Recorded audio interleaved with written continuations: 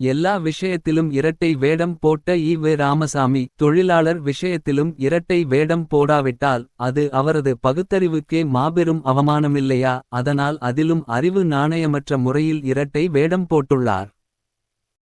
தொடர்ந்து காணொளியை பார்ப்பதற்கு முன் நம் சேனலை சப்ஸ்கிரைப் செய்து ஆதரவு தாருங்கள். உங்கள் ஆதரவு நமக்கு ஊக்கமளித்து இன்னும் நம் பங்களிப்பை சிறப்பாக செய்ய உதவும். நன்றி. இனி காணொளி. ஒவ்வொரு விஷயத்திலும் இரண்டு புத்தி கொண்ட ஆசாமியாக இருந்த ஈ. ராமசாமியை ஒருவன் பெரியார் என சொன்னால் அதை போன்ற ஒரு அறிவு அசிங்கம் வேறெதுவும் கிடையாது. ஈ. ராமசாமிக்கு பெருமைக்கு மாரடிக்க பெரியார் பட்டம் கொடுத்து விட்டு போய்விட்டார்கள். ஆனால் ஈ. ராமசாமி பெரியார் பட்டத்திற்கு தகுதியான நபர் தானா என ஆராய்கையில் சிறியார் என சொல்ல தான் தகுதியான நபர் என்பது புலப்படும். காந்தியடிகளை தீக்க ஆசாமிகள் ஒரு போதும் மகாத்மா என்றோ காந்தியடிகள் என்றோ அழைத்ததில்லை. காந்தியார் என தான் அழைப்பார்கள். மகாத்மா என அழைப்பதற்கான எந்தவொரு தகுதியும் அன்னாருக்கில்லை என்பது தீக்க ஆசாமிகளின் கணிப்பு. சரி தான். அவர்களின் அந்த ஃபார்முலாப்படி பார்த்தால் ஈ. ராமசாமியும் பெரியார் என அழைக்கத்தகுந்த நபர் அல்ல என்பதே அவரது யோக்கியதை அறிந்தவர்கள் சொல்வது. தொழிலாளர்கள் விஷயத்தில் ஈ. ராமசாமி போட்ட மகா கேவலமான இரட்டை வேடத்தை பார்ப்போம். அண்ணாவின் தந்திரம், ஐயாவின் கோபம் என்கிற தலைப்பில் விகடன் காமில் 12 செப்டம்பர் 22 அன்று வந்த ஒரு கட்டுரையை வாசிப்போம். திராவிடர் கழகத்தில் பெரியாரிடம் அண்ணா செயலாளராக பணிபுரிந்து கொண்டிருந்த காலம் அது. திராவிடர் கழக காரியாலயத்துக்கு வெள்ளையடிக்க வேண்டும் என்று பெரியாரிடம் அண்ணா தெரிவித்தார். சரி, நாளை ஒரு நல்ல ஆளாக பார்த்து அழைத்து வா என்றார் பெரியார். அதுபோல் அண்ணா மறுநாள் ஒருவருடன் பெரியார் முன் போய் நின்றார். வெள்ளையடிக்க வந்தவருக்கு முதலில் கட்டடத்தை முழுவதுமாகச் சுற்றி காண்பித்துவிட்டு என்ன கூலி கேட்கிறாய் என்றார் பெரியார்.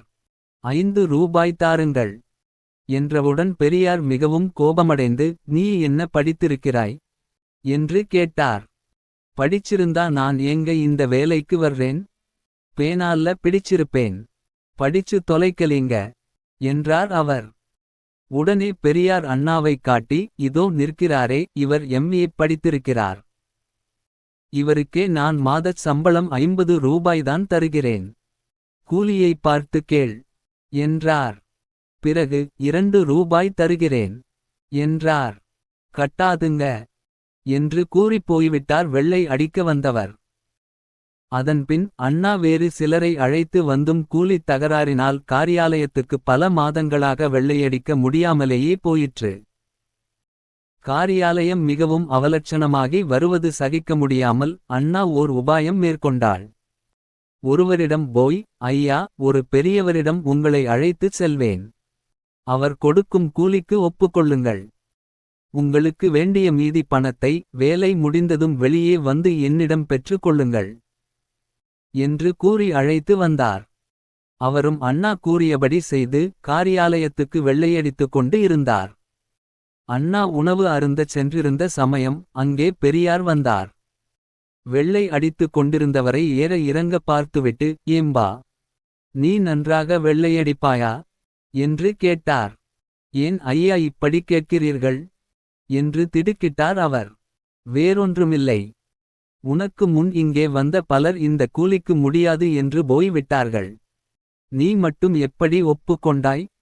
அநேகமாக உனக்குச் சரியாக தொழில் தெரியாது என்று நான் நினைக்கிறேன் என்றார் பெரியார். உடனே அவர் தன்மான உணர்வு மேலிட ஐயா நீங்கள் நினைப்பது போல் நான் ஒன்றும் கத்துக்குட்டி பயல் இல்லே. என்னை அழைத்து வந்தவர் நீங்கள் தரும் கூலிக்கு ஒப்புக்கொள்ளும்படியும் மீதி பணத்தை தான் தருவதாகவும் சொன்னார். அதனால்தான் இந்த வேலைக்கு ஒப்புக்கொண்டேன் என்று உள்ளதை கக்கிவிட்டார். இதை கேட்டதும் மிகுந்த கோபம் அடைந்தார் பெரியார். அப்படியா விஷயம்? சரி, நீ வேலை செய்தது போதும். பூச்சு மட்டையை கீழே வைத்துவிட்டு முழு பணத்தையும் அவரிடமே வாங்கிக் கொண்டு போ என்று கூறி அவருடன் அண்ணாவையும் சேர்த்து வெளியே அனுப்பிவிட்டார். இந்தச் சம்பவம் நடந்து வெகு நாட்களுக்குப் பிறகுதான் அண்ணாவை மன்னித்து திரும்பவும் சேர்த்து கொண்டார். அதன்பின் பெரியார் கிழித்த கோட்டை இம்மியும் தாண்டாத லட்சுமணன் ஆனார் பேரறிஞர் அண்ணா. பெரியாரும் பேரறிஞர் அண்ணாவும் என்ற நூலிலிருந்து. மீ.ப. நாராயணன் பிப்ரவரி 8 1987 தேதியிட்ட ஆனந்த விகடன் இதழில் இருந்து. இது தான் சொந்தப் பணத்தை எடுத்து தொழிலாளிக்கு கொடுக்க வேண்டுமென்றால் ஈ.வே. ராமசாமியிடம் இருக்கக்கூடிய குணம்.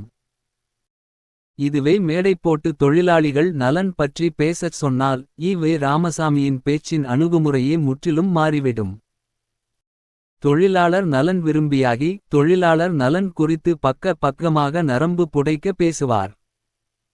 ஆனால் உள்ளுக்குள் தொழிலாளர்களின் இரத்தத்தை அட்டையைப் போல் குடிப்பார். ஈ.வே. ராமசாமியின் சிக்கனத்தை பற்றி சொல்லி தீக்க ஆசாமிகள் சிலிர்ப்பார்கள்.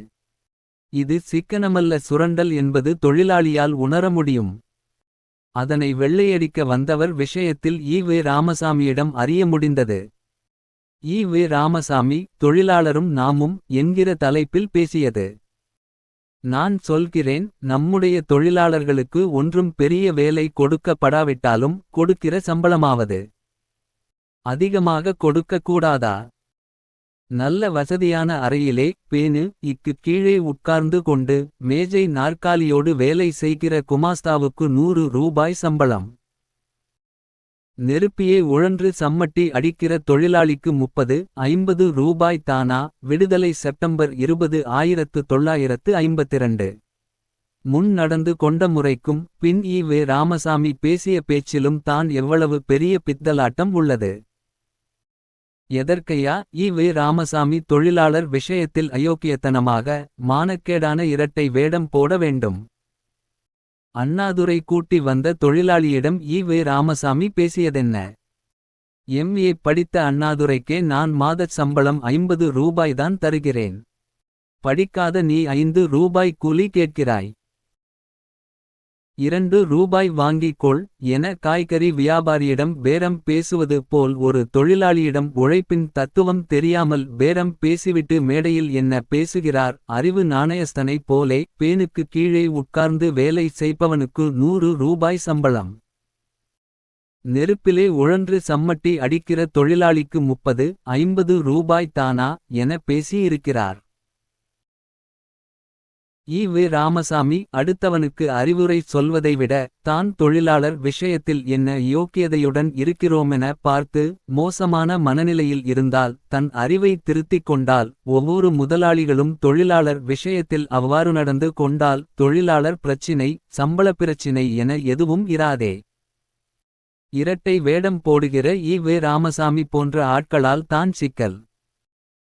என் தந்தையார் ஒரு சமயம் தொழில் முடங்கியதால் தன்னிடம் வேலை பார்த்தவருக்கு சம்பளம் தர அம்மா காதில் அணிந்திருந்த தோடை வாங்கி போய் விற்று சம்பளம் தந்தார்.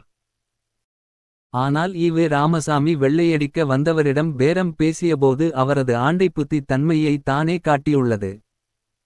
படித்தவனுக்கே மாசம் 50 ரூபாய் தான் சம்பளம் தருகிறேன். படிக்காத நீ இவ்வளவு கூலியா கேட்பது என்பது என்ன மாதிரியான அறிவு என தெரியவில்லை. பார்க்கிற வேலைக்கு தான் சம்பளமே தவிர படித்தவனா படிக்காதவனா என்கிற பேச்சுக்கே அங்கே இடமில்லை என்பது ஈ.வே. ராமசாமிக்கு தெரியவில்லை.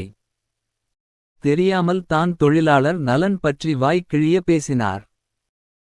மேலும் ஈ.வே. ராமசாமியின் அறிவு எப்படி யோசிக்கிறது இந்த விஷயத்தில் என்றால் கூலி குறைவாக கேட்பவன் திறமைசாலியாக இருக்க மாட்டான் எனவும் படிக்காதவன் அதிக கூலியெல்லாம் கோரக்கூடாது என்கிற ரீதியில். ஈ.வே. ராமசாமிக்கு வேலையும் திருத்தமாக இருக்க வேண்டும். கூலியும் கொடுப்பதை வாங்கிக் கொள்ள வேண்டும். இது எந்த ஊர் நியாயமையா? ஈ.வே. ராமசாமி மேலும் தொழிலாளர்கள் நலன் குறித்து வெட்டி பெருமைக்கு பேசிய அந்த பேச்சிலிருந்து கொடுக்கிற வேலைக்குத்தான் தகுதி திறமை பார்க்கிறாய். வாழ்க்கைக்கு கூடவா தகுதி திறமை? சம்பளத்திலாவது சரி சமன் செய்யக்கூடாதா? தகுதி திறமை உடையவன் அதிகமாகச் செலவழிக்கவும் தகுதி திறமை இல்லாதவன் குறைவாகவுமா செலவழிக்கிறான்? விடுதலை செப்டம்பர் 20 1952. ஆனால் இந்த ஈ.வே. ராமசாமியின் அறிவு தன்னிடம் வெள்ளையடிக்க வந்த தொழிலாளியிடம் பேசியபோது ஈ.வே. ராமசாமியிடம் ரோமமளவு கூட இல்லாமல் போனதே.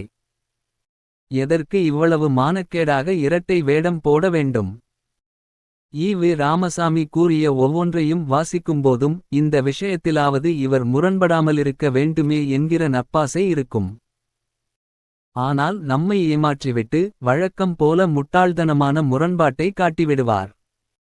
கல்யாண விஷயத்திலிருந்து இந்த தொழிலாளிகள் விஷயம் வரை ஈ. ராமசாமி எதில் தான் முரண்படவில்லை. பெரியார் என பெயர் வைத்து கொண்டாயிற்று.